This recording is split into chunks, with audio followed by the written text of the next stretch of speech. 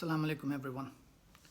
We are thankful to the hosts of the 12th Annual Muslim Mental Health Conference for organizing this event at such a challenging time during the pandemic. I wanted to come to Chicago in March, but the conference was postponed. Still, due to your commitment and hard work, you managed to arrange this conference online. Congratulations. I had personally dropped the idea of presenting my paper at this conference, but when Abdullah Rothman asked me to send a recording, I decided to talk on a topic that he helped me come up with. The title of my talk is Islamic Psychology Field Construction, a look at the past and present. When we talk about this exciting and emerging field called Islamic psychology, I'm sure you would agree that this terminology did not exist in the history of social sciences literature. However, the equivalent term in Arabic, ilm al-nafs, did exist in the past and studied by early Muslim scholars within the field of Islamic philosophy. Additionally, if we search for psychological terms in the Quran, we find nafs mentioned 295 times, qalb more than 130 times, and ruh at least 24 times. Through these terms, the Quran conveys some very profound meanings about human nature. So we can say that while the term Islamic psychology is contemporary, the Quran introduced these concepts more than 1400 years ago. We are also aware how early Muslim scholars, starting from the 7th century AD, or soon after the demise of our beloved Prophet ﷺ, until the 10th century, wrote extensively about human nafs and its manifestations and interplay with similar other entities within the individual self. That era of Muslims and their intellectual contributions expanded globally for more than 1,000 years. But around the 14th century, the Islamic sciences came to a halt for a variety of reasons, mainly because of the closing of the doors of ijtihad, or independent reasoning among Muslims. The closing of ijtihad obviously led to the freezing of knowledge from what was already known at the time and directed Muslims towards taqlid, or imitation of knowledge without reasoning. I will not get further into this topic because it is outside the scope of my talk, but the fallout from ending ijtihad is taught the Muslims to examine the existing knowledge from an Islamic perspective. Many Muslim scholars now believe that the blind imitation of secular and borrowed knowledge resulted in young Muslims losing faith in their own civilization and cultures that eventually caused an intellectual crisis in the Muslim mind. This is the backdrop of where Muslim scientists and scholars have been in the last several hundred years, and psychologists are no exception. If we do a survey of Muslim psychologists today, we will see that most, if not all, are trained in secular schools of psychology. Islamic psychology is basically a new kid on the block. While Islamic psychology is trying to establish itself in some countries, Muslim psychologists and students are in general almost oblivious of their own intellectual traditions and the Islamic worldview of human nature. Malik Badri pointed this out many years ago, that Muslim psychologists are often more ardent supporters of secular psychology than the Westerners, and indicated in his informal conversations that if Islamic psychology were to take roots and become a formal discipline, it would most likely be spearheaded by Western psychologists who revert back to Islam. In my view, despite being generally secular, the Western mindset is more open to change. We know how multicultural psychology flourished in America, and the strength with which spiritual psychology and counseling has become more robust over the years. You may know that the head of the Division of Spiritual Psychology in APA, Dr. Thomas Plant, is now running for the APA president. You may also know that Christian psychology has made deep inroads in the West, particularly in the United States. There are several established Christian psychology programs and grad schools in the US now, and all this resulted from the hard work of the supporters of this discipline. A prominent name in Christian psychology is Kirk Kirkpatrick, who wrote the book Psychological Seduction: The Failure of Modern Psychology. This was almost 40 years ago, in which he claims that despite modern psychology's growth over a century, there is a continued increase in crimes, divorce rates, drug abuse, and a general dissatisfaction with life in the US. He calls modern psychology antisocial because it is built on a theory of individualism and materialism. He is opposed to the notion of self-actualization because it is based on the idea of self-centeredness that cannot create or maintain a socially harmonious culture and is irrelevant for people who come from collectivistic cultures.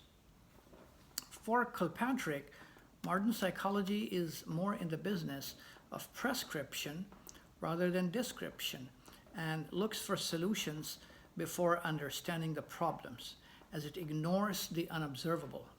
Similarly, C.S. Lewis from Britain points out that modern psychology cannot answer the deeper questions. For example, what he calls the inconsolable longing, which means that doesn't matter how much of the world we possess, there's always a feeling of incompleteness or dissatisfaction from within.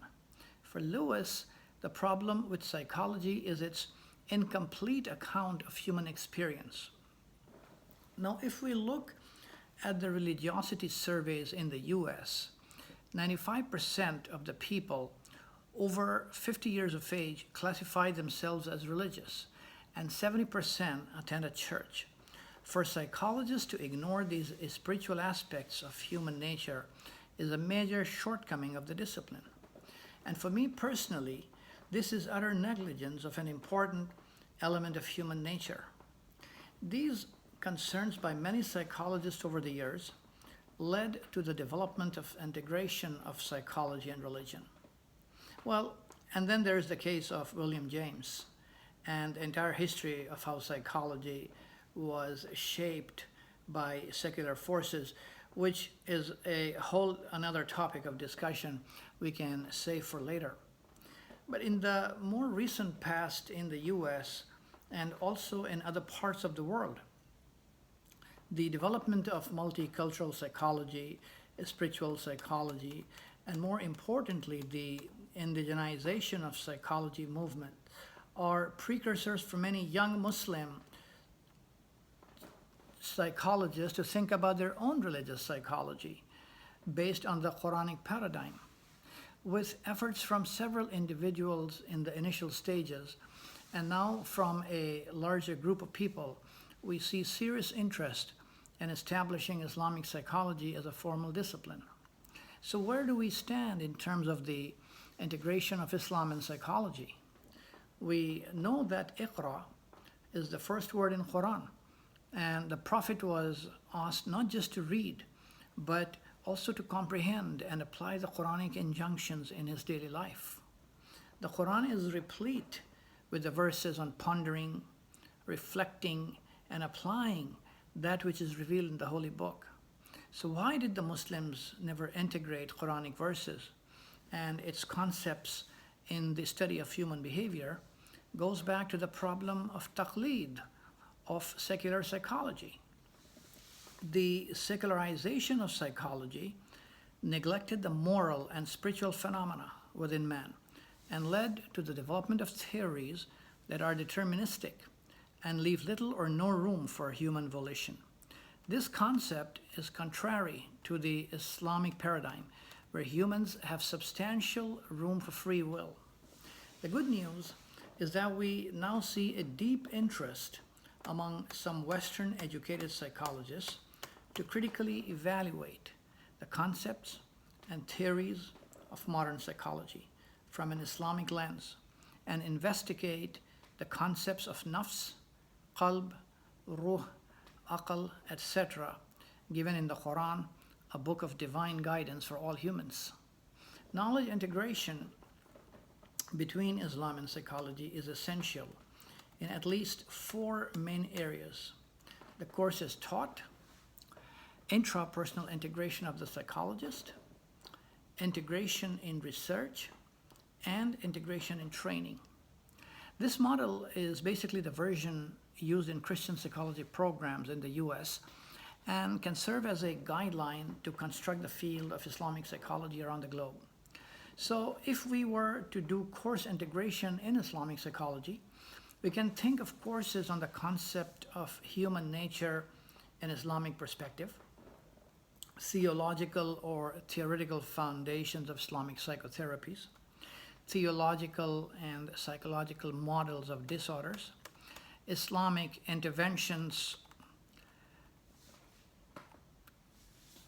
spiritual interventions for psychological disorders, cross-cultural issues in psychology and theology, etc. In the area of intrapersonal integration of the psychologist, we may look at training that addresses the issue of developing personal congruence between self and theology, that is, religious beliefs, faith, etc.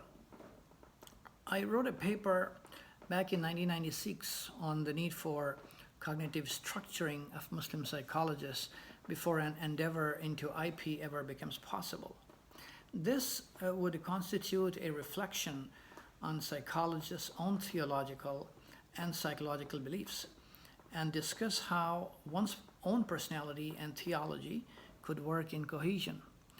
In the area of research integration, the possibilities are endless. There can be studies on the challenges of developing an integrated mindset, research on religious growth in children, conflict resolution in Islamic perspective, religion and positive youth development, spirituality measurement scales, religious coping in health-related matters, stem cell research, psychoethics, etc. And in the area of clinical training, integration could take place in areas of religious-based assessments, religious-based therapies, supervision of students, also from an integrated perspective, and integrated symposiums and seminars on a variety of topics. Dr. Malik Badri and I were invited in an IP conference in the year 2000 in Sydney, Australia, when I proposed an IP course covering almost all of the above four areas of integration. But that effort was individual and preliminary, and it never took off. The field of IP has made much progress in the last 20 years, and we have a lot more ideas today to work with.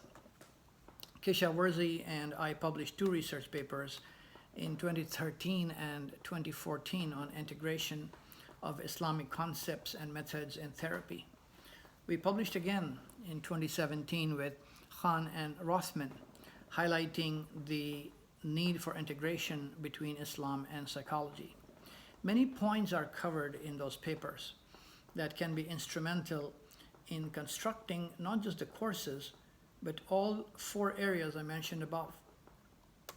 Badri's work on the dilemma of Muslim psychologists influenced me back in 1982 when I was a master's student in Michigan, followed by the environment in which I ended up at the International Islamic University of Malaysia, an institution that was created to Islamize knowledge. That too is another topic of discussion, because some scholars say that knowledge is already Islamic, and all you need to do is to sift the truth from the untruth. This is the philosophical debate, and outside the scope of my talk, but I was fortunate enough to have been in the midst of some very learned scholars in Malaysia, most notably Sayyid Naqib al-Attas, who wrote the book, The Nature of Man and Psychology of the Human Soul. Islamic psychology field construction is much easier today than it was 20 years ago. Badri, as a pioneer of Islamic psychology, has written many books. Rashid Skinner was also one of the first proponents of Haque, and he presented a paper in Malaysia back in the mid-90s. That paper found a place in one of my edited books on Psychology of Personality, Islamic Perspectives, published in 2005. Muhammad Yassin's book, Human Nature in Islam, is also helpful in understanding fitrah from Islamic perspectives. Yassin is not a psychologist, but a scholar, and was also the co-editor of my book, Psychology of Personality. Many excellent authors have published a variety of peer-reviewed articles on IP in the last decade. Some important names, and these are also my good acquaintances, include Carrie York Al-Karam on the definition and conceptual framework of IP, and her edited book on Islamic integrated psychotherapy, Rothman and Coyle's study on conceptualizing IP based on grounded theory, and another on framework for Islamic psychology, Kaplik and Skinner on Islam and psychology movement, and Paul Kaplik's brilliant bibliography of all the IP works published in recent history.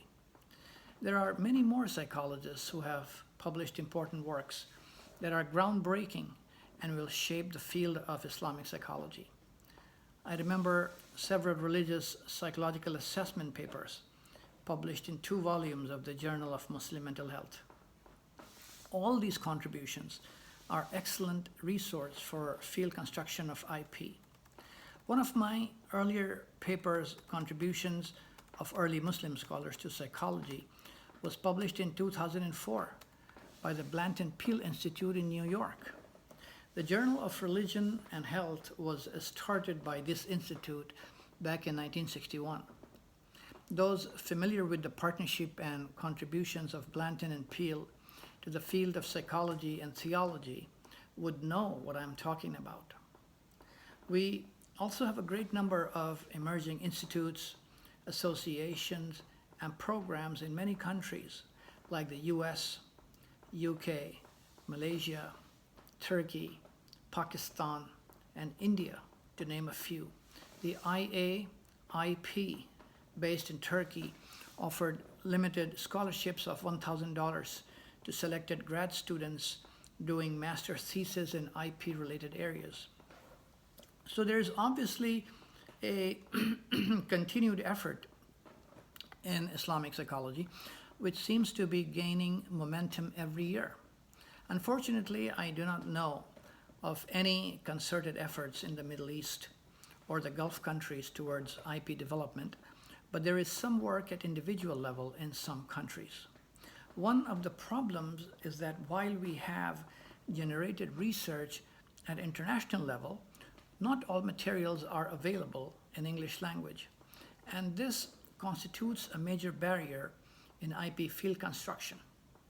I had this issue in mind for many years, and just at the start of this year, I came up with the idea of an edited book to see what efforts IP scholars and practitioners have made around the globe.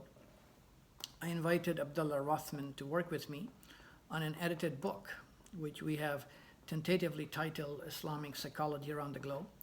And so far, we have psychologists from about 20 countries working on this project, which we hope to finalize by the end of this year, inshallah. This work will hopefully give us a bird's eye view on IP's growth, challenges, and prospects around the world, and help further construct a much stronger field for many years to come. With a team of like-minded psychologists and researchers, determined and working hard to establish an independent discipline of Islamic psychology, it is only a matter of time when IP will find its proper place and recognition in the academia and clinical practice at international level. Thank you. Wassalamu alaikum wa rahmatullahi wa barakatuh.